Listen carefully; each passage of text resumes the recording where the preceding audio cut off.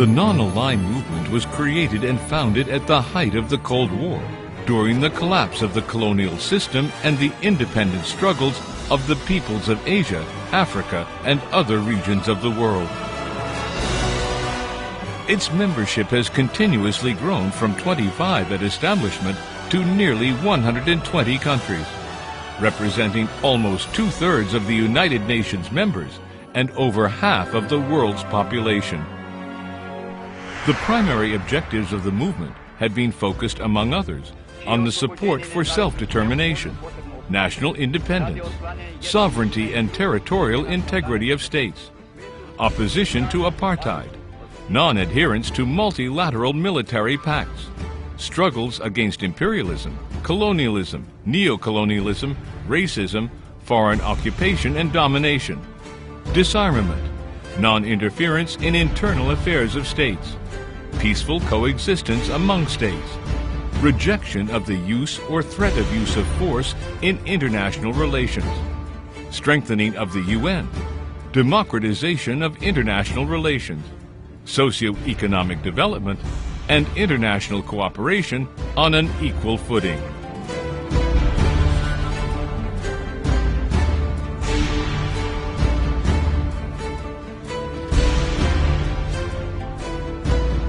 A significant milestone predating the establishment of the non-aligned movement was the 1955 Bandung Conference, a conference of Asian and African states hosted by the Indonesian President Sukarno, who gave a significant contribution to promote this movement and where its underlying principles, the Dasa Sila Bandung, or the 10 Principles of Bandung, were introduced.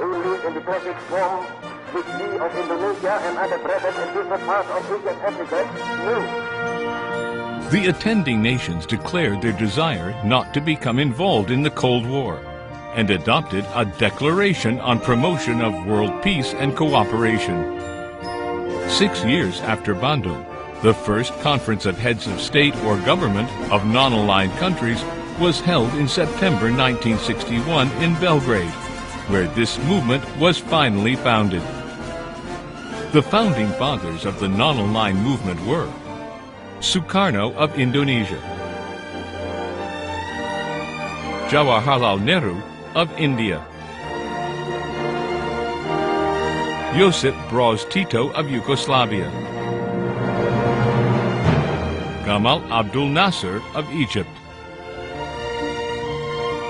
Kwame Nkrumah of Ghana,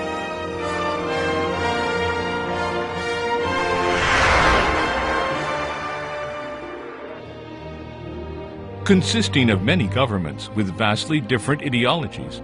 The non-aligned movement is unified by its commitment to world peace and security. At the 7th Summit, held in New Delhi in March 1983, the movement described itself as history's biggest peace movement. The principles and objectives of non-alignment have retained their full validity and force at the present international juncture. The demise of one of the blocs has not done away with the pressing problems of the world. This movement has continued to be a source of solidarity, moral force, and a strong political force at the United Nations and other multinational fora.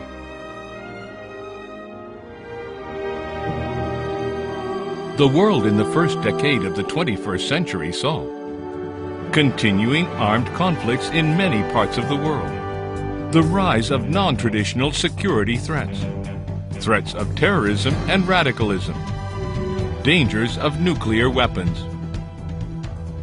challenges of climate change and environmental degradation, global financial and economic crises, impending food and energy crises, increasing frequencies and magnitude of natural disasters, and more recently, the wave of social change and transformation. These challenges are complex, global, and thus require multilateral efforts and solutions. The question for now is whether it can transform these challenges into a positive force, contributing to the prosperity and empowerment of developing countries.